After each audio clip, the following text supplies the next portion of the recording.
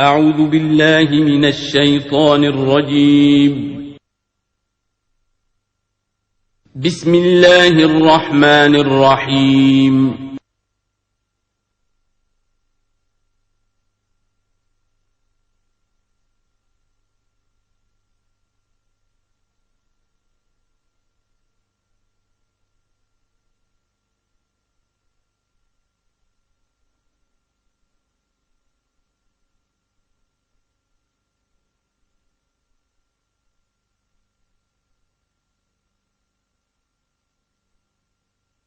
اعوذ باللہ من الشیطان الرجیم بسم اللہ الرحمن الرحیم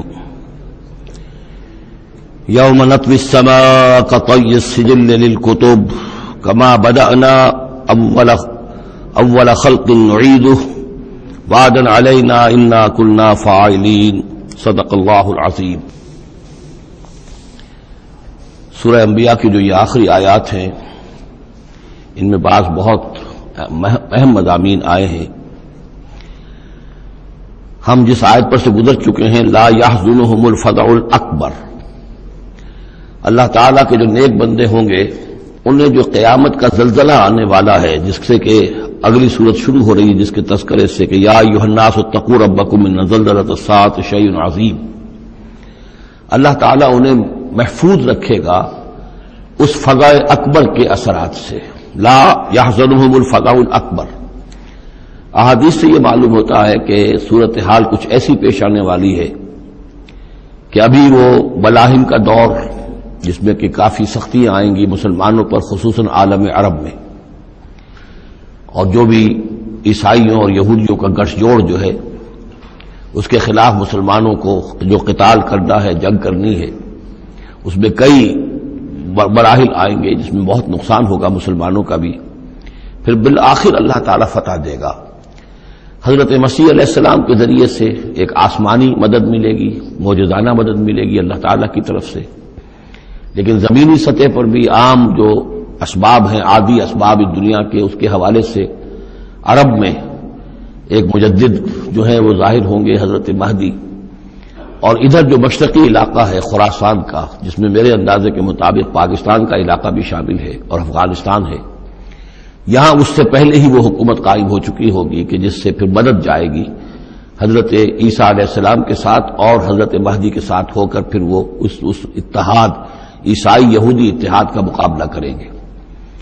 اس کے بعد یہ ہے کہ پھر آخری مرحلہ آئے گا یاجوج اور ماجوج کے حملے کا، اور پھر پوری دنیا میں اسلام کا بول بالا ہو جائے گا، دین حق کا غلبہ ہوگا، اور مختلف روایات میں مختلف اس کی مقدار آئی ہے، 40 برس تک بھی، کہ پوری دنیا میں اللہ کے دین کا غلبہ ہوگا۔ خلافت علی منہاج النبوہ جس کی کہ خبریں ہیں حدیث کے اندر کہ 5واں دور وہ آنا ہے ابھی حضور صلی اللہ علیہ وسلم کے زمانے سے لے کر، پہلا دور نبوت، پھر دور خلافت علی منہاج النبوہ، پھر ظالم ملوکیت کا دور، پھر غلامی والی ملوکیت کا دور، اور پھر خلافت علی منہاج النبوہ کا دور۔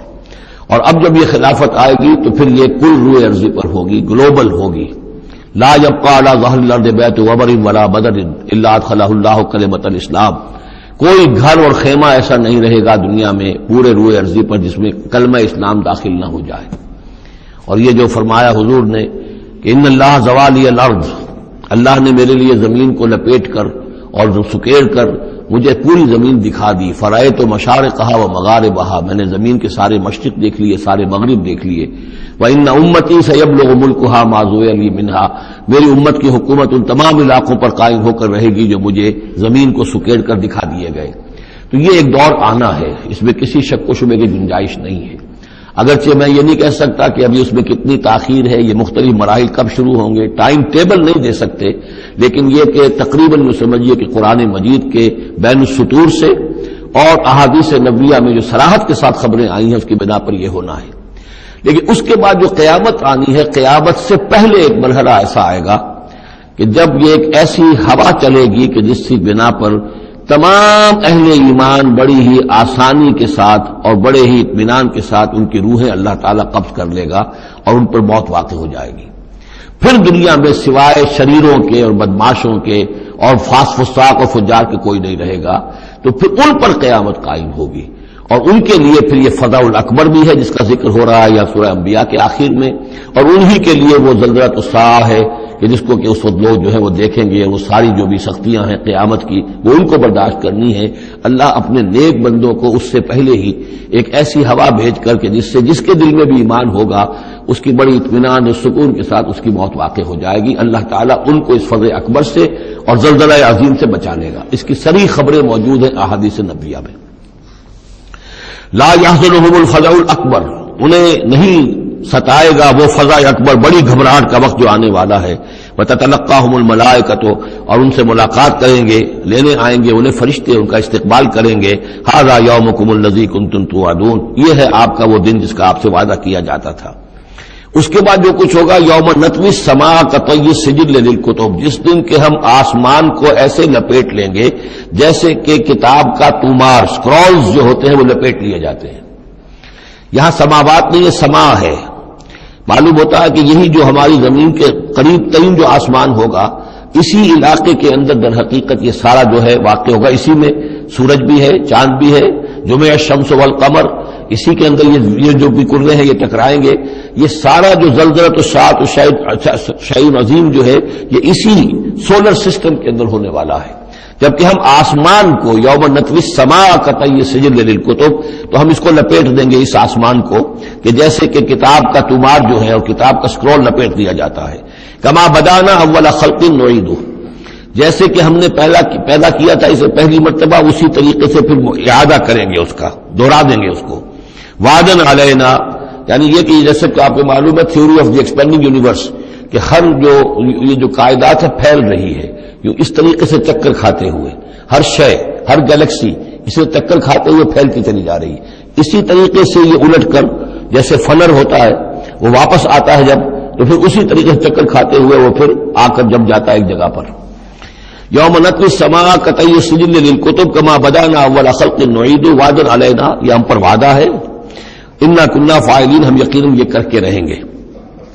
وَلَقَدْ كَتَبْنَا فِي الزَّبُورِ مِن بَعْدِ الذِّكْرِ، اور ہم نے لکھ دیا تھا زبور میں نصیحت کے بعد، أَنَّ الْأَرْضَ يَرِثُهَا عِبَادِيَ الصَّالِحُونَ، کہ ہماری اس زمین کے وارث ہوں گے ہمارے نیک بندے۔ اسی زمین کو جیسا کہ میں نے کہا جنت بنا دیا جائے گا، اور ابتدائی جو ہے نزل جو ہے ان کے لیے ابتدائی جنت اسی زمین پر فراہم کی جائے گی۔ یہ زمین جو ہے اس کے وارث ہوں گے ہمارے نیک بندے۔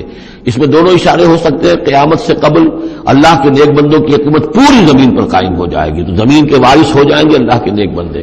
اور دوسرے یہ کہ آخرت کی زمین مراد ہو تو ظاہر بات ہے اس جنت کے تو ظاہر بات ہے وارث اللہ کے نیک بندے ہیں ہی۔ دونوں امکانات اس آیت میں موجود ہیں۔ ان فی ھذا لبلاغا لقوم عابدین، یقیناً اس میں پہنچا دینا ہے، بات کو پہنچا دینا ہے ان لوگوں کے لیے کہ جو اللہ کے بندے ہیں، اللہ کی بندگی کرنا چاہتے ہیں، اللہ کی عبادت پر کاربند رہنا چاہتے ہیں۔ وما ارسلناک الا رحمتا للعالمین، اور نبی ہم نے نہیں بھیجا ہے آپ کو مگر تمام جہان والوں کے لیے رحمت بنا کر۔ آپ صرف عرب کے لیے نہیں بھیجے گئے تھے، اگر عرب کے لیے بھیجے گئے ہوتے تو آپ کا جو مقصد بعثت تھا وہ مکمل ہو گیا، وہ تو جزیرہ نما عرب میں دین کا بول بالا ہو گیا۔ هو الذی ارسل رسولہ بالہدی ودین الحق لیظہرہ علی الدین کلہ، تو وہ تو ہو گیا، جزیرہ نما عرب کے اندر اللہ کا دین جو ہے اس کا بول بالا ہو گیا تھا۔ آپ بھیجے گئے تمام جہان والوں کے لیے، لہذا آپ کے بعثت کا مقصد اسی وقت مکمل ہوگا جب کل روئے عرضی پر آپ کا لایا ہوا دین غالب ہو جائے، تب جا کر، جس کو اقبال نے کہا ہے کہ وقت فرصت ہے کہاں، کام ابھی باقی ہے، نور توحید کا اتمام ابھی باقی ہے۔ تو وہ اتمام جو ہے ایک اعتبار سے تو ہو گیا تھا، جزیرہ نما عرب کی حد تک اتمام ہو گیا، لیکن یہ کہ دنیا جو ہے بھی تو بہت بڑی تھی، نوع انسانی جو ہے بڑی جو ہے اس تک ابھی دین کو پھیلانا تھا، پہنچانا تھا۔ دور خلافت راشدہ میں وہ سلسلہ شروع ہوا ہی تھا، لیکن اس کے بعد ایک سازش کے نتیجے میں عبداللہ ابن سبا نے جو سازش کی یہودی نے اور مسلمانوں کو آپس میں لڑا دیا، ایک فتنۃ الکبریٰ پیدا ہوا جس کے نتیجے میں حضرت عثمان شہید کیے گئے، اور پھر باہمی خانہ جنگی ہوئی، 1,00,000 مسلمان ایک دوسرے کی تلواروں اور نیزوں سے ختم ہو گئے، تو وہ پروسیس وہیں رک گیا۔ اس کے بعد سے تو ہم اس کے واپس آئے ہیں، وہ دین کا جو غلبہ تھا وہ دین سے ہم پیچھے ہٹے ہیں، پسپائی ہوئی ہے۔ لیکن یہ کہ دنیا ختم نہیں ہو سکتی جب تک کہ محمد رسول اللہ صلی اللہ علیہ وسلم کا مقصد بعثت بتمام و کمال پورا نہ ہو، اور مقصد بعثت آپ کا ہے اظہار دین الحق، اللہ کے دین کا غلبہ، اور یہ اللہ کے دین کا غلبہ چونکہ آپ پوری نوع انسانی کے لیے بھیجے گئے ہیں، لہذا کل عالم انسانی پر اس کا ہونا لازم ہے۔ یہ گویا کہ صغرا کبریٰ قرآن سے ثابت ہے، لیکن اس کی صراحت کے ساتھ خبریں احادیث میں ہیں۔ وما ارسلناک الا رحمتا للعالمین قل انما یوحی الی انما الہکم الہ واحد، اے نبی ان سے کہہ دیجئے یہ بات میری طرف وحی کی جا رہی ہے کہ تمہارا الہ بس ایک ہی الہ ہے، فہل انتم مسلمون، تو اب تم اس کی فرما برداری اختیار کرتے ہو یا نہیں؟ فإن تولوا، پھر اے نبی اگر یہ منہ موڑ لے، پیٹھ دکھا دے، فقل آذنتکم علی سواء، تو کہہ دیجئے میں نے تمہارے کان کھول دیے ہیں، میں نے اللہ کا پیغام تمہیں کھلم کھلا ڈنکے کی چوٹ پہنچا دیا ہے ہر ایک کے لیے۔ اب تمہارے سرداروں کو بھی میں نے بات سمجھا دی ہے، عوام کے سامنے بھی پیش کر دیا ہے، سب کے لیے برابر، کوئی طبقہ ایسا نہیں رہا ہے اس تمہارے معاشرے کا جس کے سامنے کہ میری دعوت نہ پہنچ چکی ہو۔ اب آذنتکم علی سواء، سب کو یکساں میں نے سنا دیا، پہنچا دیا، اللہ کی تبلیغ کا حق ادا کر دیا۔ ان ادری اقریب ام بعید ما توعدون، یہ میں نہیں جانتا کہ جس چیز کا تم سے وعدہ کیا جا رہا ہے، جس چیز کی دھمکی دی جا رہی ہے، جو عذاب آنے والا ہے، وہ قریب ہے یا دور ہے۔ ٹائم ٹیبل میں نہیں دے سکتا، لیکن یہ کہ تمہارے اوپر جو بھی تمہارے کرتوتوں کے نتائج ہیں وہ بالآخر وہ تمہارے اوپر تمہاری شامت اعمال بن کر آئیں گے۔ وَإِنْ أَدْرِي أَقَرِيبٌ أَمْ بَعِيدٌ مَا تُوعَدُونَ، وہ قریب ہے یا دور ہے یہ میں نہیں کہہ سکتا۔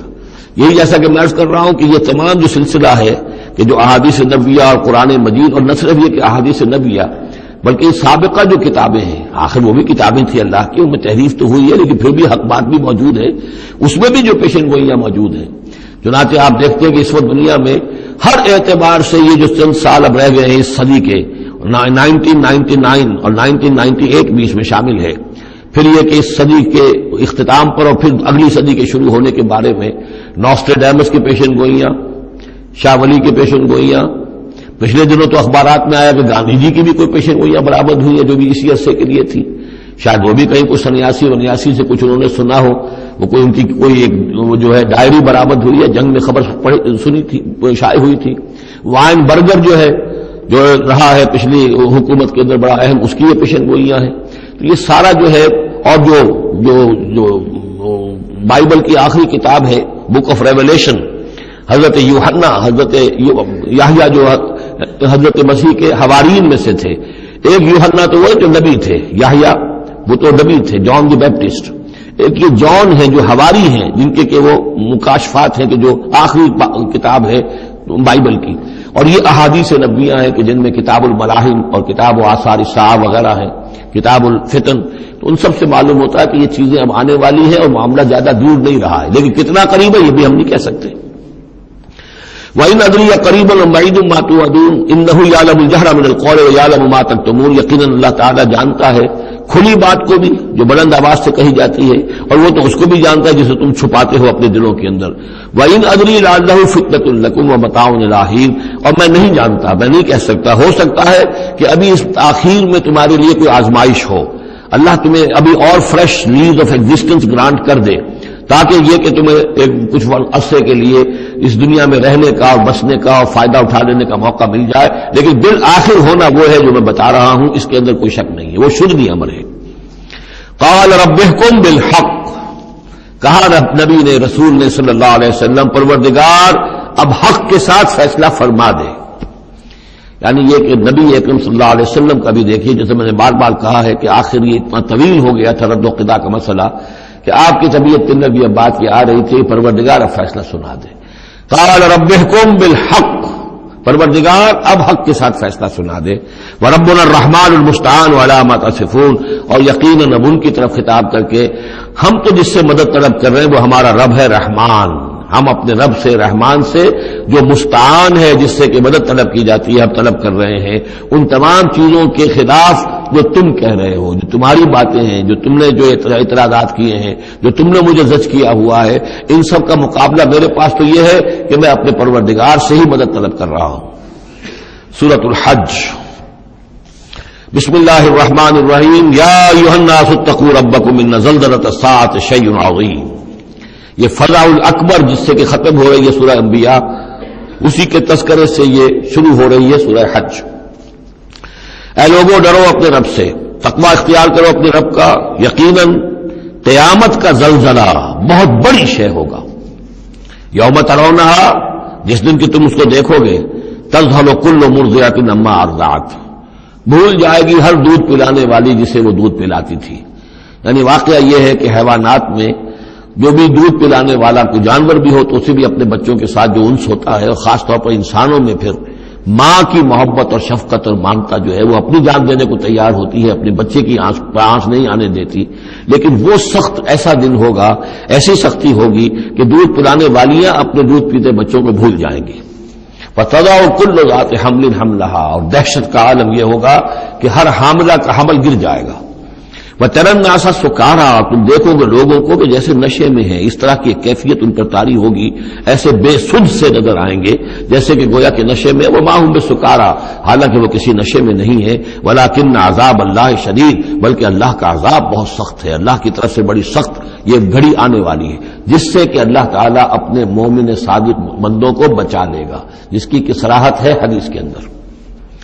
وَمِنَ النَّاسِ مَن يُجَادِلُ فِي اللَّهِ بِغَيْرِ عِلْمٍ، لوگوں میں سے ایسے بھی ہیں جو اللہ کے بارے میں جھگڑتے ہیں، اللہ کی آیات کے بارے میں جھگڑتے ہیں، قرآن مجید کے احکام کے بارے میں جھگڑتے ہیں، جبکہ حال یہ بغیر علم، نہ ان کے پاس کوئی علم ہے.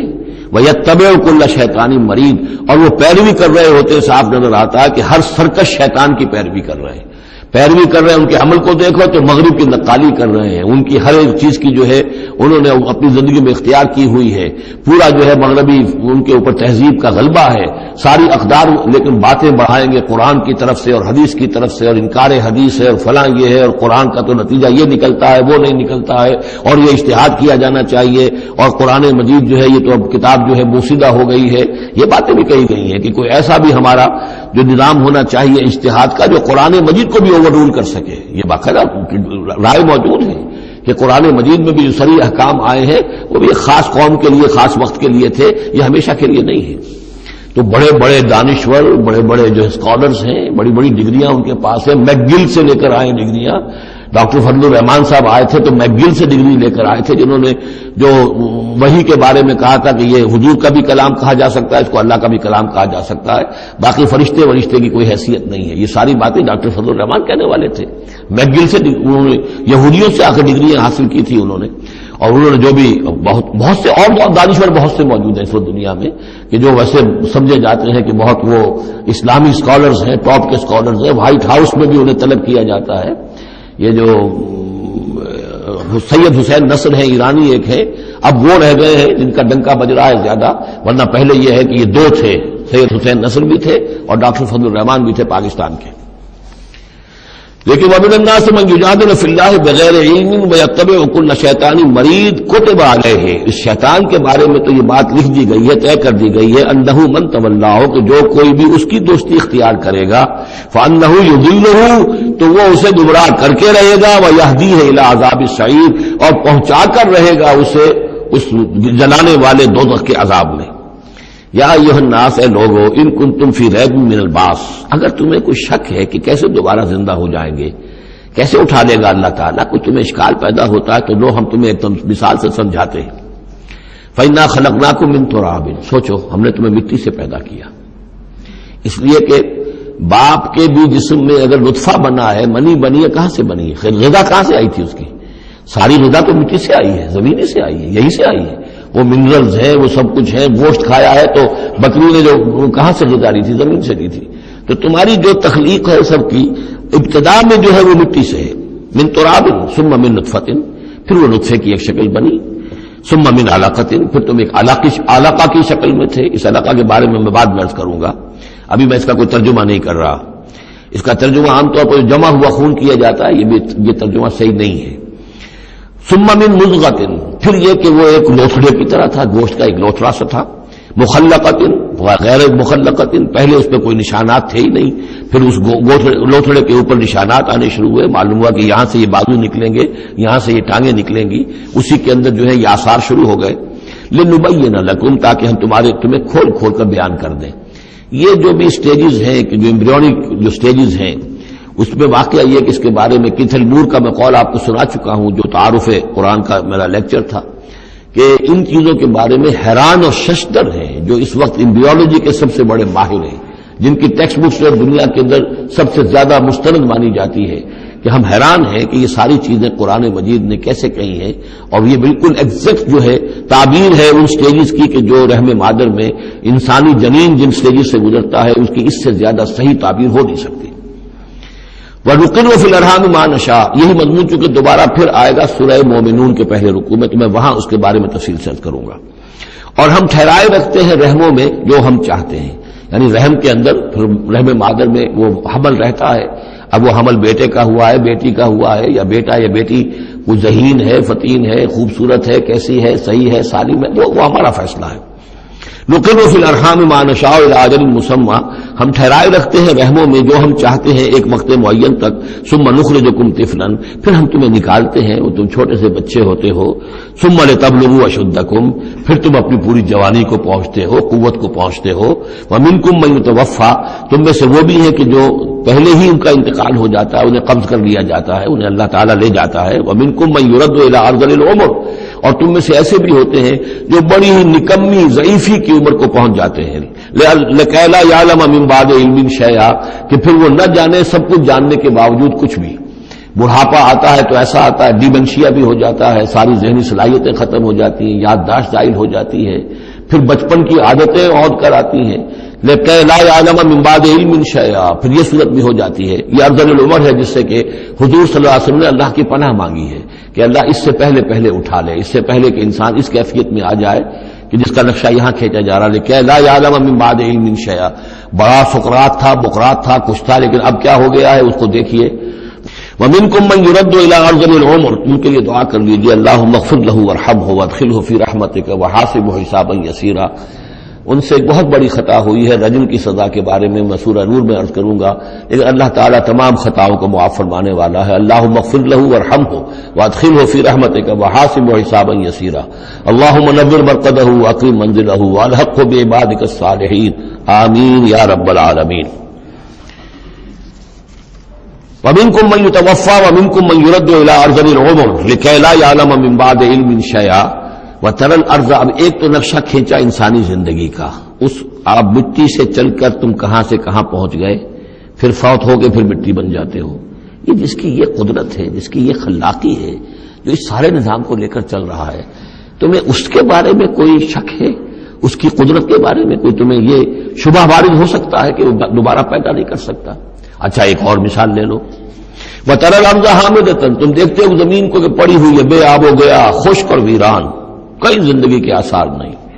فَإِذَا أَنزَلْنَا عَلَيْهَا الْمَاءَ اهْتَزَّتْ وَرَبَتْ، پھر جب ہم اس پر پانی برساتے ہیں تو وہ تازہ ہو جاتی ہے، اہتزاز، اور وہ اس میں جنبش ہو جاتی ہے، اہتزت۔ یا تزو جو آیا یہ لفظ پہلے ہم پڑھ چکے ہیں کہ جب حضرت موسیٰ کا عصا زمین پر انہوں نے رکھا تو وہ تو اب ہلنے لگا، حرکت کرنے لگا جیسے کہ سانپ حرکت کرتا ہے، تو زمین میں بھی حرکت پیدا ہو جاتی ہے، اس لیے کہ اب جو کونپلیں نکل رہی ہیں وہ حرکت کر رہی ہیں، وہ ادھر ادھر جو ہے پہلے زمین پڑی ہوئی تھی ساکن، صامت ساکن، بے آب ہو گیا، خشک، لیکن اس کے بعد اہتزت، اس کے اندر ایک حرکت پیدا ہوتی ہے، وہ ربت، وہ ابھرتی ہے، گویا کہ جیسے وہ گھاس یا سبزہ اوپر اٹھ رہا ہے، اور جیسے کہ فصل گویا کہ زمین اٹھ رہی ہے، وہ اٹھتی ہے، ابھرتی ہے، وَأَنبَتَتْ مِن كُلِّ زَوْجٍ بَهِيجٍ، اور ہر طرح کی قسم قسم کی تر و تازہ چیزیں جو ہیں وہ اگا دیتی ہے زمین۔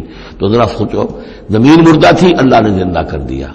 تمہارا اپنا معاملہ یہ ہے کہ مٹی سے لے کر اور تمہارے ایک انسان پورے بننے تک یہ پھر کیسے شک کرتے ہو؟ تمہیں اللہ تعالیٰ کی قدرت میں بھی کوئی شک نہیں ہونا چاہیے۔ یہ تمہاری زندگی کا سائیکل چل رہا ہے اور یہ نباتاتی سائیکل چل رہا ہے ساتھ کے ساتھ، یہ چند مہینے کا ہوتا ہے، یہ تمہارا جو ہے یہ 60 70 80 برس کا ہے، اس کے علاوہ تو کوئی فرق نہیں۔ ذالک بأن اللہ هو الحق، یہ اس لیے ہے کہ اللہ تعالیٰ الحق ہے، اس کے حق ہونے میں، برحق ہونے میں کسی شک و شبے کی گنجائش نہیں۔ وَأَنَّهُ يُحْيِي الْمَوْتَىٰ، اور یہ کہ وہ مردہ کو زندہ کرتا ہے، مردہ کو زندہ کرے گا۔ زمین تمہارے سامنے مردہ پڑی ہوتی ہے اور زندہ ہو جاتی ہے۔ وَأَنَّهُ عَلَىٰ كُلِّ شَيْءٍ قَدِيرٌ، اور یہ کہ وہ تو ہر چیز پر قادر ہے۔ وَأَنَّ السَّاعَةَ آتِيَةٌ، اور یہ کہ قیامت آ کر رہنی ہے، لَا رَيْبَ فِيهَا، اس میں کسی شک و شبے کی گنجائش نہیں۔ وَأَنَّ اللَّهَ يَبْعَثُ مَن فِي الْقُبُورِ، اور یقیناً اللہ تعالیٰ اٹھائے گا ان کو جو قبروں کے اندر ہے، بعث بعد الموت ہو کر رہے گا۔ وَمِنَ النَّاسِ مَن يُجَادِلُ فِي اللَّهِ بِغَيْرِ عِلْمٍ وَلَا هُدًى وَلَا كِتَابٍ مُنِيرٍ، اور لوگوں میں سے کچھ ایسے بھی ہیں جو اللہ کے بارے میں، اللہ کی باتوں کے بارے میں، اللہ کی صفات کے بارے میں، ذات خداوندی کے بارے میں جھگڑتے ہیں، بحثیں کرتے ہیں، نزاع کرتے ہیں، نہ ان کے پاس علم ہے، بغیر علم ولا ہدن، نہ کوئی ہدایت ہے، ولا کتاب منیر، نہ کوئی روشن کتاب ہے جس سے وہ رہنمائی لے رہے ہوں۔ ثانی عطفی، وہ اپنی گردن کروٹ اپنی موڑ کر چل دیتا ہے، آیات سنتا ہے، اللہ کے کلام کو سنتا ہے، پھر ذرا وہ اپنے کمر کو موڑتا ہے، بل دیتا ہے، چل دیتا ہے، لیضل عن سبیل اللہ، تاکہ گمراہ کرے لوگوں کو اللہ کے راستے سے۔ لہ فی الدنیا خزی، اس کے لیے دنیا کی زندگی میں بھی رسوائی ہے، ونذیقہ یوم القیامت عذاب الحریق، اور قیامت کے دن ہم اسے جلانے والے عذاب کا مزہ چکھائیں گے۔ ذالک بما قدمت یداک، اور یہ سب کچھ ہے تیرے اپنے دونوں ہاتھوں کے کرتوتوں کی وجہ سے، جو بھیجا ہے تیرے دونوں ہاتھوں نے، بما قدمت یداک، وان اللہ لیس بظلام للعبید، اور یقیناً اللہ تعالیٰ تو اپنے بندوں پر ظلم کرنے والا نہیں ہے۔ ومن الناس من يعبد الله على حرف فإن أصابه خير اطمأن به وإن أصابته فتنة انقلب على وجهه خسر الدنيا والآخرة ذلك هو الخسران المبين۔ لوگوں میں سے کچھ ایسے بھی ہیں جو اللہ تعالیٰ کی بندگی کرتے ہیں کنارے کنارے، بچ بچ کر۔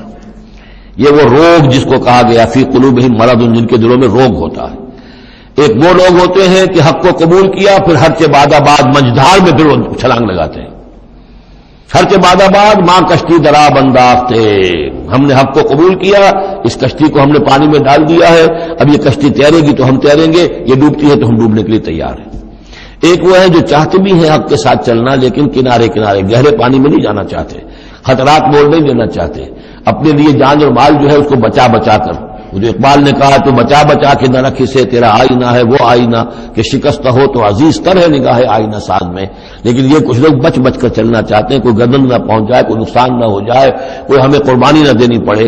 وَمِنَ النَّاسِ مَن يَعْبُدُ اللَّهَ عَلَى حَرْفٍ، کنارے ساتھ، فَإِنْ أَصَابَهُ خَيْرٌ اطْمَأَنَّ بِهِ، اگر خیر آئے تو مطمئن رہیں گے، وَإِنْ أَصَابَتْهُ فِتْنَةٌ انقلب عَلَى وَجْهِهِ، اور اگر کوئی فتنہ آ گیا، آزمائش آ گئی، کوئی قربانی کا وقت آ گیا، پکار آ گئی، نکلو اللہ کی راہ میں اور لاؤ اللہ کی راہ میں، تو وہ اپنے چہروں کے بل اوندھے گر جاتے ہیں۔ خسرت دنیا والآخرہ، یہ خسارہ ہے، یہ گھاٹا ہے، یہ نقصان ہے دنیا اور آخرت دونوں کا۔ ذالک هو الخسران المبین، اور یہ بہت ہی نمایاں اور واضح تباہی ہے۔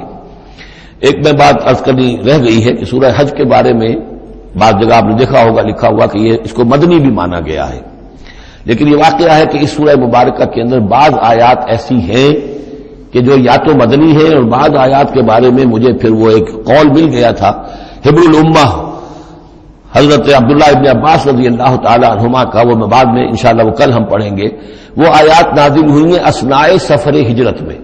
ظاہر بات ہے کہ جب حضور مکے سے نکل آئے ہیں اور جا رہے ہیں تو کتنے دن لگے ہیں، کوئی وہ چند گھنٹے کا، 1 گھنٹے کی فلائٹ تو نہیں تھی کہ جو ہوائی جہاز سے آپ چلے گئے ہوں، آدھے گھنٹے کی فلائٹ ہے کل نہیں، لیکن یہ کوئی وقت لگا۔ اس میں بھی جو آیات نازل ہوئی ہیں، اور اس صورت میں کئی آیات ایسی ہیں کہ جن کی بڑی گہری مشابہت آپ کو مل جائے گی سورہ بقرہ کی آیات کے ساتھ۔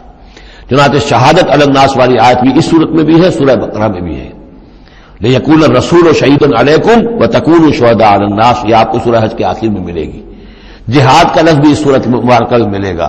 یہ آیت بھی آپ غور کریں گے تو سورہ بقرہ کے دوسرے رکوع میں جو مثال آئی تھی منافقین کا حال یہ ہے، او کصیب من السماء فیہ ظلمات ورعد وبرق یجعلون اصابعهم فی آذانهم من الصواعق حذر الموت واللہ محیط بالکافرین۔ تو یہ جب بجلی جب چمکتی ہے تو روشنی نظر آتی ہے، چل پھر لیتے ہیں، لیکن اس کے بعد پھر جیسے ہی اندھیرا ہوتا ہے کھڑے رہ جاتے ہیں۔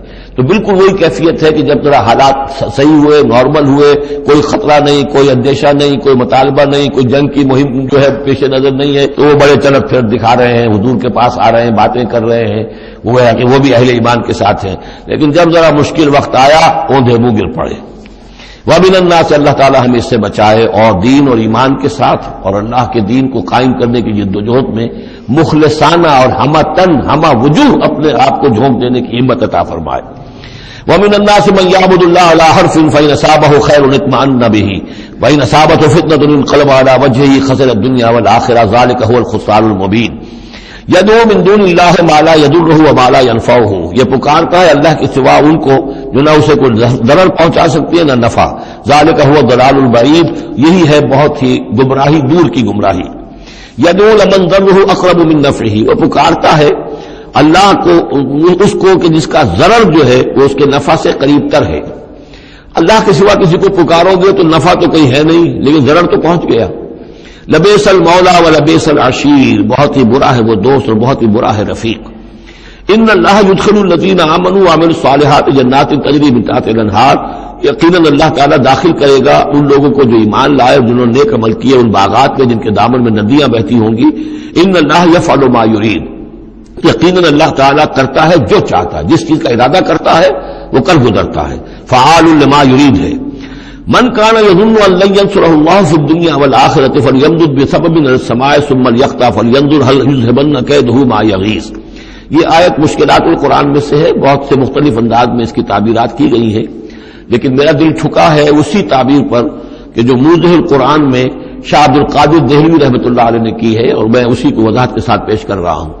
جو شخص دین کے لیے خدمت کر رہا ہو، دین کے لیے لگا ہوا ہو کام کے اندر، داعی ہے یا اس کسی داعی کے ساتھ ہے، اب اس کے لیے یہ ہوتا ہے کہ ایک تو امید ہوتی ہے کہ اللہ کی مدد آئے گی، آج نہیں تو کل آئے گی، کل نہیں تو پرسوں آئے گی۔ اگر کسی وجہ سے انسان حالات کو دیکھ کر اتنا مایوس ہو جائے کہ اللہ کی مدد کی اسے امید نہ رہے، یہ چیز پھر اس کے لیے بہت بڑی ناکامی کا سبب بن جائے گی۔ امید پیوست رہ شجر سے امید بہار رکھ، اللہ سے مایوس نہیں ہونا چاہیے۔ نہ لا تقنطوا من رحمت اللہ، ٹھیک ہے دیر ہو جائے کوئی حرج نہیں، لیکن یہ کہ یہ اللہ کی مدد آئے گی، اللہ جو ہے نصرت فرمائے گا، اللہ تعالی ہماری مدد کرے گا۔ والذین جاہدوا فینا لنہدینہم سبلنا، جو لوگ ہماری راہ میں محنت کریں گے، جدوجہد کریں گے، ہم لازماً انہیں اپنے راستے دکھائیں گے۔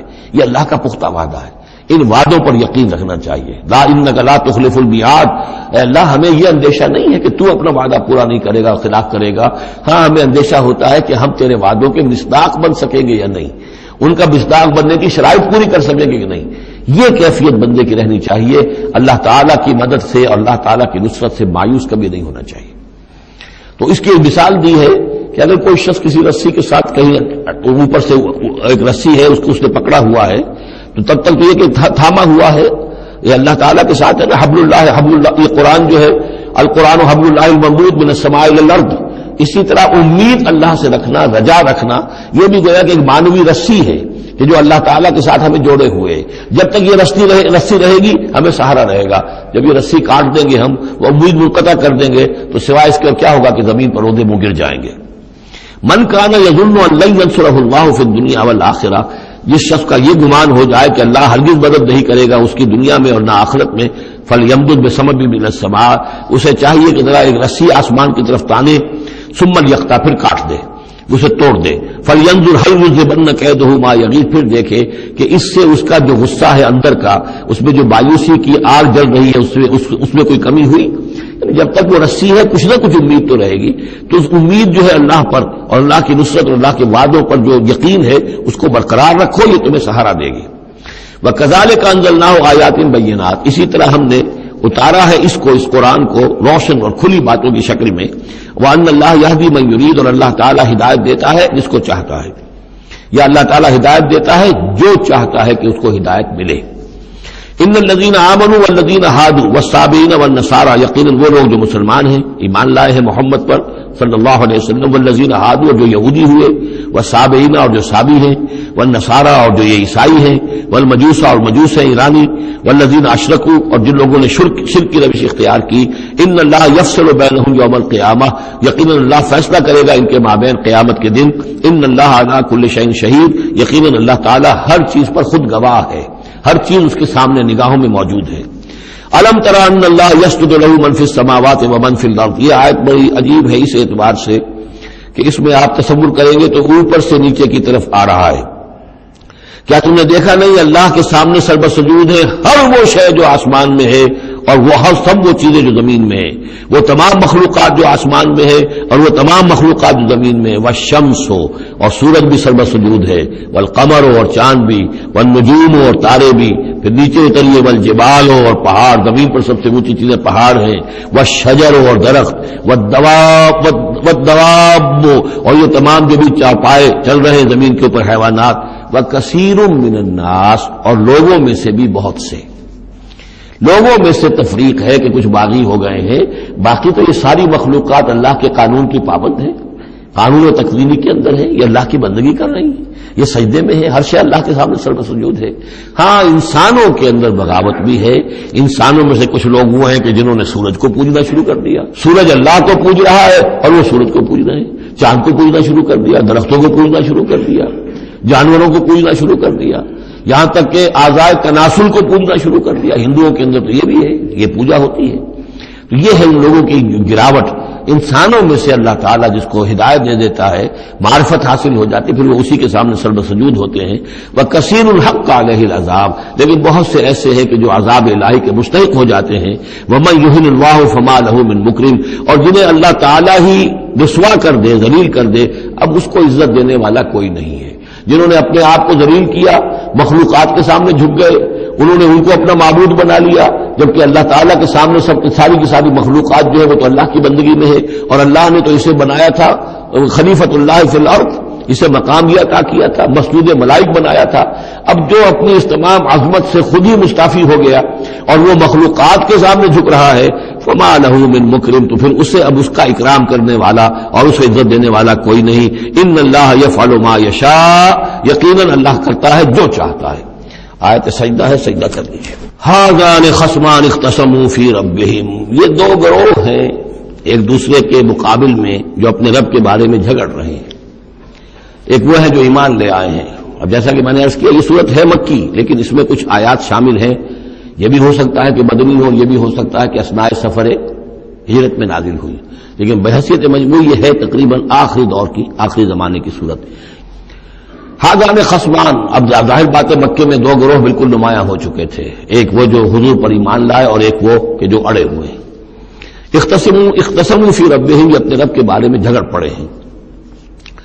فالذین کفروا، تو جو اللہ سے کفر کر رہے ہیں، انکار کر رہے ہیں، قطعت لہم ثیاب من نار، ان کے کپڑے کاٹے جائیں گے، بنائے جائیں گے، جیسے درزی جو ہے پہلے وہ کترتا بیوتتا ہے پھر سیتا ہے، تو ان کے لیے جو بنائے جائیں گے کپڑے وہ آگ کے ہوں گے۔ قطعت لہم ثیاب من نار، بیوتے جائیں گے، قطع کیے جائیں گے ان کے لیے کپڑے آگ کے۔ یصب من فوق رؤوسہم الحمیم، ان کے سروں کے اوپر کھولتے ہوئے پانی کے تریڑے دیے جائیں گے۔ یسحر بہ ما فی بطونہم والجلود، جس سے کہ ان کی کھالیں بھی جھلس جائیں گی اور جو کچھ ان کے پیٹوں کے اندر ہوگا وہ بھی جھلس جائے گا۔ وَلَهُم مَّقَامِعُ مِنْ حَدِيدٍ، اور پھر ان کے لیے لوہے کے وہ ہتھوڑے ہوں گے کہ جو ان کے سروں پر پڑیں گے۔ كُلَّمَا أَرَادُوا أَن يَخْرُجُوا مِنْهَا، جب بھی وہ چاہیں گے کہ وہاں سے نکل جائیں، من غم کے مارے، اعیدوا فیہا، انہیں پکڑ کر دوبارہ پھر اسی میں ڈال دیا جائے گا۔ وذوقوا عذاب الحریق، اور چکھو مزہ اس جلانے والے عذاب کا۔ تم نے اللہ کا انکار کیا، تم نے محمد کی نفی کی، تم نے ان کو ماننے سے انکار کیا۔ اس کے برعکس ان اللہ یدخل الذین آمنوا وعملوا الصالحات، یقیناً اللہ داخل کرے گا ان لوگوں کو جو ایمان لایا، جنہوں نے نیک عمل کیے، جنات تجری من تحتها الانہار، ان باغات میں جن کے نیچے ندیاں بہتی ہوں گی، یحلون فیہا من اساور من ذهب ولؤلؤا، پہنائے جائیں گے انہیں کنگن سونے کے اور موتی، ولباسہم فیہا حریر، اور ان کی پوشاک جو ہوگی وہاں پر ریشم کی ہوگی۔ دنیا میں ریشم مردوں پر حرام ہے، وہاں ریشم جو ہے اسی کا لباس ہوگا، باریک ریشم کے اوپر کا لباس اور گاڑھے ریشم کا جو ہے نیچے کا لباس ہوگا۔ وَهُدُوا إِلَى الطَّيِّبِ مِنَ الْقَوْلِ، اور ان کو تو رہنمائی کر دی گئی ہے بہترین بات کی طرف۔ بہترین بات کیا ہے؟ کلمہ طیبہ، لا الہ الا اللہ محمد رسول اللہ، یا سبحان اللہ والحمد للہ ولا الہ الا اللہ واللہ اکبر ولا حول ولا قوۃ الا باللہ۔ ہدوا الی الطیب من القول، انہیں ہدایت دے دی گئی ہے من القول، اچھی بات، بہترین کلمہ طیبہ کی۔ وہدوا الی صراط الحمید، اور ان کو تو ہدایت دے دی گئی ہے سیدھی اور اللہ کی تعریفوں والے کے راستے کی طرف، کہ اب وہ سیدھے اس راستے پہ بڑھتے ہوئے اللہ تعالیٰ کی رحمت میں فراح و ریحان و جنت النعیم کے اندر پہنچ جائیں گے۔ ان الذین کفروا یصدون عن سبیل اللہ، یقیناً وہ لوگ جنہوں نے کفر کیا اور جو روک رہے ہیں لوگوں کو اللہ کے راستے سے، والمسجد الحرام ہے، اور مسجد حرام سے روک رہے ہیں۔ اب مسلمان یہاں سے جانے پر مجبور ہیں، یہ جوارے اس کے جوارے بیت اللہ میں رہتے تھے، یہاں سے چھوڑ کر جانے پہ مجبور ہیں، بعد میں کتنے عرصے تک نہ وہ عمرہ کر سکے نہ حج کر سکے، تو جن کو اس مسجد حرام سے روک رہے ہیں، الذی جعلناہ للناس سواء العاکف فیہ والباد، اس گھر کو جو ابراہیم نے بنایا تھا، جس کو ہم نے تمام انسانوں کے لیے مساوی قرار دیا ہے، برابر ہے یہاں پر، چاہے یہاں کے رہنے والے مقیم ہوں اور چاہے باہر سے آئیں۔ یہ اصطلاحات ہیں آفاقی اور مقیم۔ وہاں بیت اللہ میں، حرم میں کوئی فرق نہیں کیا جا سکتا حقوق میں۔ اب بھی میں سمجھتا ہوں کہ وہاں اس میں کوئی حرج شک نہیں ہے کہ حرم کے اندر کوئی فرق نہیں ہے، کوئی شخص باہر کا آ کر پہلی صف میں بیٹھ جائے، کوئی اسے زبردستی نہیں اٹھا سکے گا۔ یہ دوسری بات ہے کہ وہاں پہ شرطے وغیرہ جو ہیں ان کو رشوتیں دے کر لوگوں نے کو اپنی سیٹیں ریزرو کرا لی ہوتی ہیں، یا کبھی کوئی جو وی آئی پیز آنے والے ہوتے ہیں ان کے لیے وہ خالی کرتے ہیں، لیکن عام طور پر یہی ہے، آپ جس جگہ جا کر بیٹھ جائیں، کوئی یہ نہیں کہہ سکتا کہ میں یہاں کا رہنے والا ہوں، مکی ہوں، میں بیٹھوں گا تم یہاں سے اٹھو۔ سواء العاکف فیہ والباد، برابر ہے وہاں کے رہنے والے مقیم بھی اور وہ لوگ بھی کہ جو باہر سے آتے ہیں، آفاقی ہیں۔ وَمَن يُرِدْ فِيهِ بِإِلْحَادٍ بِظُلْمٍ، اور جو کوئی بھی اس میں بیت اللہ میں کوئی الحاد کی کوشش کرے گا، اللہ تعالیٰ کے سیدھے راستے سے ہٹانے کی لوگوں کو، اور اس میں کجی پیدا کرنے کی کوشش کرے گا شرارت نفس کی بنا پر، نُذِقْهُ مِنْ عَذَابٍ أَلِيمٍ، اس سے ہم مزہ چکھائیں گے دردناک عذاب کا۔ وَإِذْ بَوَّأْنَا، یہ دو رکوع ہے ابھی سورہ مبارکہ کے، حج کے مناسک کا کچھ ذکر ہے یہاں پر، خاص طور پر قربانی کا خاص طور پر ذکر ہے۔ سورہ بقرہ کے دو رکوع 24واں 25واں، اس میں بھی حج کے مناسک آ چکے ہیں، لیکن وہاں پر اصل قربانی کا ذکر نہیں تھا، وہ تو صرف یہ ہے کہ وہ دم جو دینا پڑتا ہے اگر کسی وجہ سے سر منڈانا پڑ گیا ہے قبل از وقت، اور یا اسی طریقے سے تمتع اگر کیا ہے تو اس کا وہ دم شکر کا ہے وغیرہ وغیرہ۔ لیکن یہاں پر جو دو ہے، ایک قربانی اور ایک طواف، ان دو کا جو ہے ذکر ہو رہا ہے خاص طور پر یہاں۔ وَإِذْ بَوَّأْنَا لِإِبْرَاهِيمَ مَكَانَ الْبَيْتِ، اور جب ہم نے معین کر دی ابراہیم کے لیے اپنے گھر کی جگہ، بتا دی کہ یہ ہے وہ جگہ جس کے بارے میں میرا گمان یہ ہے کہ وہاں بنیادیں موجود تھیں حضرت آدم علیہ السلام کی بنائی ہوئی، لیکن اوپر سے دیواریں سب کی سب گر چکی تھیں اور سیلاب کی وجہ سے سارا اب وہاں کوئی آثار نہیں رہے تھے۔ اللہ تعالیٰ نے رہنمائی فرما کر ان کی نشاندہی کروا دی۔ اللہ تشرک بی شیئا، اور یہ حکم دے دیا گیا میرے ساتھ کسی شے کو شریک نہ کرنا، وطہر بیتیا، اور میرے اس گھر کو پاک رکھنا، للطائفین، طواف کرنے والوں کے لیے، والقائمین، اور قیام کرنے والوں کے لیے، کھڑے ہو کر نمازیں پڑھنے والوں کے لیے، والرکع السجود، اور رکوع کرنے والوں کے لیے اور سجود کرنے والوں کے لیے۔ یہ گویا کہ جیسے وہاں آیا تھا وَعَهِدْنَا إِلَىٰ إِبْرَاهِيمَ وَإِسْمَاعِيلَ أَن طَهِّرَا بَيْتِيَ لِلطَّائِفِينَ وَالْعَاكِفِينَ وَالرُّكَّعِ السُّجُودِ، تقریباً وہی آیت یہاں پر آئی ہے، صرف یہ کہ عاکف کی بجائے یہاں قائمین کا لفظ آیا ہے۔ وَأَذِّن فِي النَّاسِ بِالْحَجِّ، اور اے ابراہیم اب پکارو لوگوں کو، اذان دو، پکارو حج کے لیے۔ اب کیسے پکارا ہوگا، کیسے آپ نے یہ پیغام پہنچایا ہوگا، کہاں سے اللہ تعالیٰ نے ان کی آواز کو، ان کی پکار کو کہاں کہاں پہنچایا ہوگا، یہ اللہ تعالیٰ کا معاملہ ہے۔ یا تو کا رجالن، پکاریے لوگوں کو، حج کی دعوت دیجیے، آئیں گے وہ آپ کے پاس پیدل چل کر بھی، وعلی کل ضامر، اور بڑی لاغر اونٹنیوں پر بھی، یعنی دور دراز سے آئیں گے تو سفر کی وجہ سے اونٹنیاں لاغر ہو چکی ہوں گی۔ یاتین من کل فج عمیق، جو یہاں پر پہنچیں گی وہ اونٹنیاں اور لوگ آئیں گے بڑی دور دراز کی راہوں سے، دور دراز کی، یہ فج کہتے ہیں پہاڑوں کے درمیان کے راستے کو، چونکہ یہ سارا پہاڑی علاقہ ہے تو نہ معلوم کہاں سے گہری وادیوں میں سے ہو کر لوگ جو ہے پہنچتے ہیں۔ لیشہدوا منافع لہم، تاکہ یہ آئیں حاضر ہوں ان جگہوں پر کہ جو ان کے لیے منفعت کی جگہیں ہیں۔ وَيَذْكُرُ اسْمَ اللَّهِ فِي أَيَّامٍ مَّعْلُومَاتٍ، اور اللہ کا نام لے معین دنوں کے اندر، یعنی قربانیاں دیں معین دنوں میں۔ 10ویں ذی الحجہ کی قربانی کا دن ہے، اس کے بعد جو ہے 11ویں کو بھی ہو سکتی ہے، 12ویں کو بھی ہو سکتی ہے، یا ایام معلومات ہیں۔ عَلَىٰ مَا رَزَقَهُم مِّن بَهِیمَةِ الْأَنْعَامِ، تو اللہ کا نام لیں ذبح کرتے ہوئے، اللہ کا نام لیں ان پر کہ جو ہم نے انہیں یہ چوپائے عطا کیے ہیں، مویشی دیے ہیں۔ فَكُلُوا مِنْهَا، تو ان کو ذبح کر کے ان کی قربانی دے کر اس میں سے خود بھی کھاؤ۔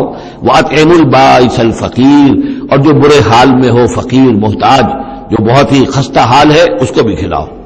ثُمَّ لْيَقْضُوا تَفَثَّهُمْ، پھر یہ کرنے کے بعد پھر اپنے میل کچیل دور کرو، پھر احرام کھولنا ہوتا ہے، پھر یہ کہ وہ رنحت رمی ہوتی ہے، نہر ہوتا ہے، حلق ہوتا ہے، اور پھر طواف. چار یہ الفاظ جو ہیں یہ 10ویں تاریخ کے ہیں، 4 افعال، رمی اور نہر، پھر جا کر قربانی دینا، پھر یہ کہ حلق کر کے اور پھر یہ احرام کھل گیا. اب نہاؤ دھو میل کچیل جو بھی احرام کی وجہ سے صاف کرو، اچھے کپڑے پہنو اور پھر جاؤ اور طواف کرو، طواف زیارہ. ثم یقضوا تفثهم، پھر چاہیے کہ وہ دور کریں اپنے میل کچیل، ولیوفوا نذورهم، اور جو بھی نذریں مانگی ہوئی ہوں ان کو پورا کریں. ولیطوفوا بالبیت العتیق، اور اب جا کر اس قدیم گھر کا طواف کریں. ذالک، یہ سن چکے. ومن يعظم حرمات اللہ فهو خیر له عند ربه، اور جو کوئی اللہ تعالیٰ کی حرمتوں کی تعظیم کرے، یہ بیت اللہ الحرام ہے، یہ اشہر حرم ہے، یہ ساری چیزیں جو اللہ تعالیٰ کی حرمتیں ہیں، حرمات اللہ ہیں. اللہ نے جس جس چیز کو کہ محترم قرار دیا ہے، سورہ مائدہ میں ہم پڑھ چکے ہیں.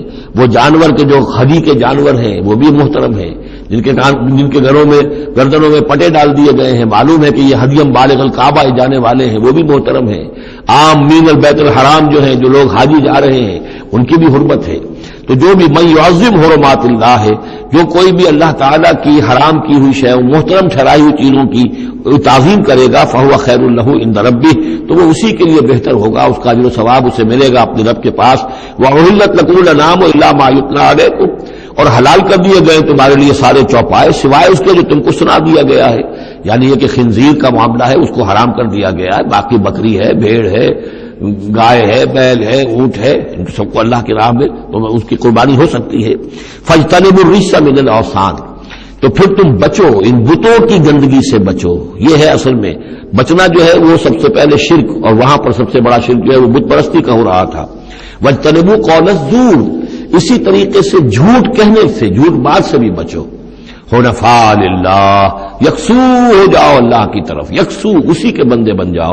غیر مشرکین بہ، اس حال میں کہ اس کے ساتھ کسی بھی اعتبار سے شرک نہ ہو، کسی پہلو سے، کسی اعتبار سے، ذات میں، صفات میں، حقوق میں، اختیارات میں، کہیں بھی کوئی شرک کا شائبہ نہ آنے پائے. ومن یشرک باللہ، اور جو کوئی اللہ کے ساتھ شرک کرے گا، فکانما خر من السماء، تو وہ تو ایسے ہے جیسے وہ رسی کٹ گئی اور اب وہ زمین کے اوپر گر پڑا، زمین کی طرف جا رہا ہے آسمان سے. کوئی شخص ہے جو آسمان سے کسی بلند چیز سے کسی رسی کے ساتھ لٹکا ہوا ہے، وہاں سے گر گیا یا رسی کٹ گئی، اب جو گر رہا ہے فکانما خر من السماء فتخطفه الطير، اب یا تو یہ کہ وہ جو پرندے ہیں وہ اس سے اچک کر لے جائیں، کوئی باز آئے اور پکڑ کر لے جائے، کوئی اور ہو، جو بھی یہ بڑے بڑے جانور ہوتے ہیں کہ جو شکار کرتے ہیں پرندوں کا، تخطفه الطير، پرندے اس کو اڑا کر لے جائیں، اور تحوی بہ الريح، یا یہ کہ پھر ہوا ان کو لے جا کر گرائے فی مکان صحیح، کسی دور کی جگہ میں کوئی ہوا جو ہے جھونکا اس کو لے جائے اور کسی کھائی میں جا کر گرا دے. یہ معاملہ ہے اس شخص کا جو اللہ کے ساتھ شرک کرتا ہے، اس کے پاس کوئی سہارا نہیں رہا. اب توحید والا جو ہے وہ ایک سہارے پر قائم ہے. قول ثابت بالحیات الدنیا، یہ جو ہم ثبات عطا کرتے ہیں اہل ایمان کو، بالقول ثابت فی الحیات الدنیا، دنیا کی زندگی میں. ذالک، یہ تم نے سن لیا، یہ احکام تم نے سن لیے. ومن یعظم شعائر اللہ، پھر سن لو جو اللہ کے شاعر کی تعظیم کرے گا، فإنہا من تقوی القلوب، تو یقیناً یہ دلوں کے تقوی کی بات ہے. ان تمام چیزوں کی ہم پڑھ چکے ہیں سورہ بقرہ میں. ان الصفا والمروہ من شعائر اللہ، بیت اللہ شعیرہ ہے اور وہ مقام ابراہیم شعیرہ ہے. صفا اور مروہ جو ہے شعیرہ ہیں. شعیر وہ چیز ہے کہ جس سے اللہ تعالیٰ کی بندگی کا شعور پیدا ہو، ان کے ساتھ وہ چیزیں وابستہ ہیں، وہ تاریخ ان کی ہے کہ جس کے حوالے سے پھر یہ کہ اللہ تعالیٰ کا شعور جو ہے انسان کے اندر پیدا ہوتا ہے، اس کی ذات کا، صفات کا. لکم فیہا منافع الی اجل مسمى، یہ جو جانور ہیں اس کی قربانی کے تمہارے لیے ان میں نفع ہے ایک اجل مسمى تک. یعنی یہ نہیں ہے کہ قربانی کا جانور ہے تو اس کے اوپر سواری نہیں کر سکتے، سواری کر سکتے ہو. قربانی کا جانور ہے تو اس کا دودھ پی سکتے ہو، اگر وہ گائے ہے درمیان میں اگر کوئی دودھ ہے یا بکری ہے لے کے جا رہے ہو تو اس کا دودھ پی سکتے ہو. منافع الی اجل مسمى، ایک وقت معین تک کے لیے. ثم محلها الی بیت العتیق، پھر ان کا جو اصل مقام ہے جہاں انہیں لے جا کر پیش کر دینا ہے وہ ہے بیت العتیق، یعنی اللہ کا گھر. اللہ کا گھر کا جو منہر ہے پھر اس کو وسیع کر کے، اور بنا کی وادی میں ایک بہت بڑی جگہ ہے، ورنہ اس سے پہلے جو ہے یہ مروہ کی جو پہاڑی ہے صفا اور مروہ کے پاس جو ہے یہ قربان گاہ تھی. مروہ ہی سے وہ وادی شروع ہو جاتی ہے کہ جس پر کچھ آگے چل کر وہ منا کا پورا آتا ہے. اب یہ منہر جو ہے وہ ادھر ایکسٹینڈ کر دیا گیا ہے. وَلِكُلِّ أُمَّةٍ جَعَلْنَا مَنسَكًا، اور ہم نے ہر امت کے لیے ایک قربانی کا نظام مقرر کیا. لِيَذْكُرُوا اسْمَ اللَّهِ عَلَىٰ مَا رَزَقَهُم مِّن بَهِيمَةِ الْأَنْعَامِ، تاکہ وہ اللہ کا نام لیا کریں ان مویشیوں پر کہ جو ہم نے انہیں عطا فرمائے ہیں. فَإِلَٰهُكُمْ إِلَٰهٌ وَاحِدٌ، تو جان لو تمہارا الہ ایک ہی اللہ ہے، واحد. فَلَهُ أَسْلِمُوا، اس کے سامنے سر تسلیم خم کرو، اس کی اطاعت قبول کرو. یعنی ایسا نہ ہو کہ بس قربانی تو ہو رہی ہے، باقی سب حرام خوریاں ہو رہی ہیں. 10-10 ہزار 20-20 ہزار کا جانور لے کر اور اس کے فوٹو کھنچوا کر اخبارات میں شائع کیے جا رہے ہیں، ہے سارا حرام خوری کا نتیجہ. تو یہ تو کوئی قربانی نہیں ہے، یہ اللہ تعالیٰ کے ہاں قبول نہیں ہے، چاہے وہ 1 لاکھ کا جانور ہو لیکن ہو اسلام کے ساتھ. فَلَهُ أَسْلِمُوا، اس کی اطاعت تو قبول کرو، اس کے حلال اور حرام کے پابند تو ہو، اس کے حرام کردہ چیزوں میں منہ نہ مارو. وَبَشِّرِ الْمُخْبِتِينَ، اور نبی بشارت دے دیجئے مخبتین کو، اخبات کہتے ہیں جو اپنے آپ کو پست کر لے اللہ کے سامنے، تواضع اور عاجزی اختیار کرنے والے. الَّذِينَ إِذَا ذُكِرَ اللَّهُ وَجِلَتْ قُلُوبُهُمْ، یہ جو سورہ انفال کے شروع میں الفاظ آئے تھے اس سے ملتے جلتے الفاظ ہیں. وہ کون لوگ ہیں؟ وہ لوگ مخبتین کہ جب اللہ کا ذکر کیا جائے تو ان کے دل لرز اٹھتے ہیں، کانپ اٹھتے ہیں. وَالصَّابِرِينَ عَلَىٰ مَا أَصَابَهُمْ، اور جو بھی کوئی تکلیف ان پر آئے، کوئی مصیبت آئے، کوئی ناگوار صورتحال درپیش ہو جائے تو اس پر صبر کرنے والے. وَالْمُقِيمِ الصَّلَاةِ، اور نماز کے قائم کرنے والے. وَمِمَّا رَزَقْنَاهُمْ يُنْفِقُونَ، اور جو کچھ ہم نے ان کو دیا ہے اس میں سے ہمارے لیے خرچ کرنے والے، ہماری رضا جوئی کے لیے، ہمارے دین کے لیے یا محتاجوں کے لیے انفاق کرنے والے. اللہم ربنا اجعلنا منہم. وَالْبُدْنَ جَعَلْنَاهَا لَكُم مِّن شَعَائِرِ اللَّهِ، اور یہ جو قربانی کے جانور خاص طور پر اونٹ ہیں، ان کو ہم نے تمہارے لیے ان کو بھی شاعر بنا دیا. یہ بھی اللہ کے شاعر میں سے ہے، اس لیے کہ یہ اونٹ جو ہے ابھی اللہ کے نام پر قربان کیے جا رہے ہیں. لکم فیہا خیر، تمہارے لیے ان میں خیر ہے، بھلائی ہے. ظاہر بات ہے کہ ان کا بھی گوشت تم کھا سکو گے اور غریبوں کو کھلا سکو گے، لیکن یہ کہ ہے وہ شاعر اللہ، اس لیے کہ وہ نامزد ہو چکے ہیں بیت اللہ کے لیے، اللہ کے لیے کہ یہ قربانی کے جانور ہے جن کو قربان کیا جانا ہے بیت اللہ کے قریب. فاذکروا اسم اللہ علیہا صواف، تو اس پر ان پر نام لیا کرو اللہ کا، ان کو کھڑا کر کے سیدھا، صواف صفے باندھ کر، قطار باندھ کر. یہ جو نقشہ ہے یہ خاص طور پر جو حجۃ الوداع میں حضور نے جو قربانی دی ہے تو 63 آپ نے اونٹ اپنے ہاتھ سے نہر فرمائے، کل 100، یہ 63 آپ نے اپنے ہاتھ سے نہر فرمائے. اور یہ آتا ہے روایات کے اندر. اب یہ چونکہ معاملہ حضور کا ہے اور اس میں ہمیں کسی شک و شبے کی گنجائش نہیں ہے کہ اب کھڑے ہوئے ہیں قطار میں، اور ایک اب نہر کرنے کا طریقہ بھی ہوتا ہے، برچھا مارا جاتا ہے اونٹ کی یہاں گردن میں، اس کو گرا کر ذبح کرنا آسان کام نہیں ہے. کھڑے ہوئے اونٹ کو برچھا لگایا جاتا ہے، یہاں اس کی جو بڑی وینز ہے خون کا فوارہ چھوٹتا ہے، جب خون بہت زیادہ بہہ جاتا ہے پھر وہ گرتا ہے ایک طرف، ایک پہلو کے اوپر، تو پھر اس کا معاملہ جو ذبح کرنے کا ہوتا ہے. تو حضور جیسے برچھا مارتے تھے اور اس کے بعد پھر اگلا اونٹ اپنی گردن خود آگے کرتا تھا. نہ شبد نصیب دشمن کے شبد ہلاک تیغت، سرے دوستاں سلامت کی تو خنجر آزمائی. گویا کہ ان کے لیے خود ایک اعزاز تھا، اللہ نے شعور دیا ہے. وہ تو جو ایک سوکھی ہوئی لکڑی تھی جس کا سہارا لے کر حضور صلی اللہ علیہ وسلم وہ آپ خطبہ دیا کرتے تھے جمعے کا، پھر جب ممبر بنا دیا گیا اب وہ اس لکڑی جو ہے اس کا آپ سہارا نہیں لے رہے. تو پہلا دن جب تھا کہ آپ نے اس کا سہارا نہیں لیا اور آپ ممبر پر کھڑے ہو کر آپ نے جب خطبہ دیا ہے تو اس سوکھی لکڑی میں سے ایسی آواز آ رہی تھی جیسے کوئی بچہ بلک بلک کر رو رہا ہو کہ میری یہ سعادت آج ختم ہو گئی ہے. مجھے جو سعادت نصیب تھی کہ محمد رسول اللہ صلی اللہ علیہ وسلم میرا سہارا لیا کرتے تھے، مجھ پر ٹیک لگایا کرتے تھے، یہ مجھ سے جاتی رہی فضیلت. بلک بلک کر رو رہا ہے. حنانہ اس کو کہتے ہیں، ستون حنانہ. اب بھی مسجد نبی میں ایک ستون ہے حنانہ، حنین کہتے ہیں اس کو ہے کہ جس میں رقت ہو، بچہ رو رہا ہو، بلک رہا ہو تو یہ حنین ہے. تو حنانہ ہے وہ. اور اس کے لیے یہ نوٹ کر لیجیے کہا ہے مولانا روم نے، فلسفی کو منکر حنانہ است، از ہوا سے انبیاء بیگانہ است.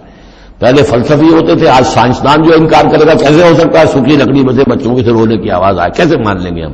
سر سید کیسے مانیں گے اس کو؟ نہیں مانیں گے کبھی بھی. تو فلسفی یا سائنسدان کو منکر حنانہ است کہ وہ حنانہ کا انکار کرتا ہے، از ہوا سے انبیاء بیگانہ است، اس لیے کہ انبیاء کے معاملات کو وہ جانتا نہیں ہے، وہ عام لوگوں پر قیاس کر رہا ہے.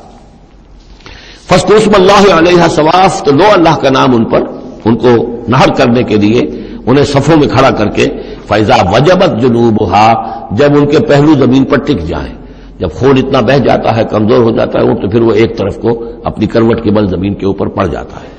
فَكُلُوا مِنْهَا، تو اب کھاؤ اس میں سے اس کے گوشت کو، وَأَطْعِمُوا الْقَانِعَ وَالْمُعْتَرَ، اور کھلاؤ اس کو بھی جو قناعت کے ساتھ بیٹھا ہوا ہے، مانگتا نہیں پھر رہا ہے، سائل نہیں ہے، اس کے پاس کچھ نہیں ہے لیکن وہ مانگتا نہیں پھرتا، قانع، اور معتر جو بے قرار ہو گیا ہے، آتا ہے سوال کر رہا ہے، مانگ رہا ہے، گوشت مانگ رہا ہے، اس کو بھی دو، اس کو بھی دو۔ كَذَلِكَ سَخَّرْنَاهَا لَكُمْ لَعَلَّكُمْ تَشْكُرُونَ، اسی طرح تو ہم نے اتنے بڑے جانور کو تمہارے لیے مسخر کر دیا ہے، اونٹ جیسے جانور کو، اور وہ کھڑا ہوتا ہے تم برچھا مارتے اس کو، سخرناها لكم لعلكم تشكرون، تاکہ تم اللہ کا شکر ادا کرو۔ لن ينال الله لحومها ولا دماؤها، اب یہ ہے اصل شے، اللہ تک نہ ان کے گوشت پہنچتے ہیں نہ خون پہنچتا ہے، ولكن يناله التقوى منكم، ہاں اگر پہنچتا ہے اس تک تو تقوی اگر ہے تمہارے اندر تو اللہ تک پہنچ جائے گا۔ یعنی یہ کہ ایک یہ رسومات ہے، ظاہری شکل ہے، ظاہری شکل اصل دین نہیں ہے، اگرچہ اس کے بغیر بھی تو حقیقت جو ہے وہ کسی نہ کسی حیولو ہی میں ظاہر ہوگی، کوئی نہ کوئی اسے پیکر چاہیے، تو ان عبادات کا پیکر بھی اہم ہے، لیکن صرف پیکر کو نہ سمجھیں، ظاہر کو نہ سمجھیں، اصل شے اس کی روح ہے، روح تقوی۔ وہ جو علامہ اقبال نے کہا ہے کہ رہ گئی رسم اذاں روح بلالی نہ رہی، فلسفہ رہ گیا تلقین غزالی نہ رہی، اور نماز و روزہ و قربانی و حج یہ سب باقی ہے، تو باقی نہیں ہے۔ وہ ہمارا وہ تقوی، ہمارا اللہ کے ساتھ خلوص و اخلاص، قربانی جب انسان دے رہا ہو تو واقعتاً اس کے اپنے اندر اگر تقوی بھی ہے، اس نے حلال ذریعے سے کمائے ہوئے مال میں سے اس نے اتنی محنت کی ہے کہ اس میں سے اثار کر رہا ہے، اللہ کے نام پر ایک جانور کو ذبح کر رہا ہے، پھر خود اپنی زندگی میں وہ اللہ کے قوانین کا پابند ہے، اسی کے مطابق زندگی گزار رہا ہے، اور وہ اپنی توانائیاں، قوتیں، صلاحیتیں اللہ کی راہ میں لگا رہا ہے، اس کی قربانی ہے۔ باقی اگر یہ نہیں ہے تو ٹھیک ہے، چلیے کم سے کم غریبوں کو گوشت مل جائے گا، کچھ نہ کچھ فائدہ تو ہو ہی جائے گا، لیکن یہ کہ وہ اصل قربانی نہیں ہے، اللہ تک کچھ نہیں پہنچے گا تمہارا۔ لن ینال اللہ لحومها ولا دماؤها، دیکھو ان قربانیوں کے نہ گوشت اللہ تک پہنچتے ہیں نہ ان کے خون، ولکن ینالہ التقوی منکم، ہاں تقوی اگر ہے وہ اللہ تک پہنچ جاتا ہے۔ کذالک سخرها لکم لتکبروا اللہ علی ما ہداکم، اسی طرح اللہ تعالیٰ نے اسے تمہارے لیے مسخر کر دیا ہے، لتکبروا اللہ علی ما ہداکم، تاکہ تم اللہ کی تکبیر کیا کرو اس ہدایت پر جو اس نے تمہیں دی ہے۔ دیکھیے دو عیدیں ہماری، عید الفطر جو رمضان کے بعد آتی ہے، ایک عید الاضحیٰ ہے جو حج کے ساتھ منسلک ہے، وہاں بھی ہم نے رمضان مبارک کے بارے میں جو آیات آئی ہیں سورہ بقرہ کے 23ویں رکوع میں، وہاں بھی لتکبروا اللہ علی ما ہداکم ولعلکم تشکرون، شہر رمضان الذی انزل فیہ القرآن هدى للناس وبينات من الهدى والفرقان فمن شهد منكم الشهر فليصم فمن كان مريضا او على سفر فعدة من ايام اخر يريد الله بكم اليسر ولا يريد بكم العسر ولتكملوا العدة ولتكبروا الله على ما هداكم ولعلكم تشكرون، وہی الفاظ یہاں ہیں لتکبروا اللہ علی ما ہداکم، تاکہ تم تکبیر کرو، اللہ کی تکبیر کرو۔ اسی لیے عیدین کے لیے جاتے آتے ہوئے تکبیر، اور اس کو بھی بڑا بلند آواز سے، جاتے آتے راستہ بدلنا، پھر نماز جو دوگانہ ہے عید کی اس میں اضافی تکبیرات ہیں، لتکبروا اللہ علی ما ہداکم ولعلکم تشکرون پر تو وہ آیت ختم ہوئی ہے، وبشر المحسنین، اور اے نبی ان لوگوں کو آپ بشارت دے دیجئے جو اسلام اور ایمان اور تقوی کی منزلیں طے کرتے ہوئے درجہ احسان تک پہنچنے کی کوشش کرتے ہیں اور پہنچ جاتے ہیں۔ اللہم ربنا اجعلنا منہم، اللہم ربنا اجعلنا منہم۔ بارک اللہ لی ولکم فی القرآن العظیم ونفعنی وإیاکم بالآیات والذکر الحکیم۔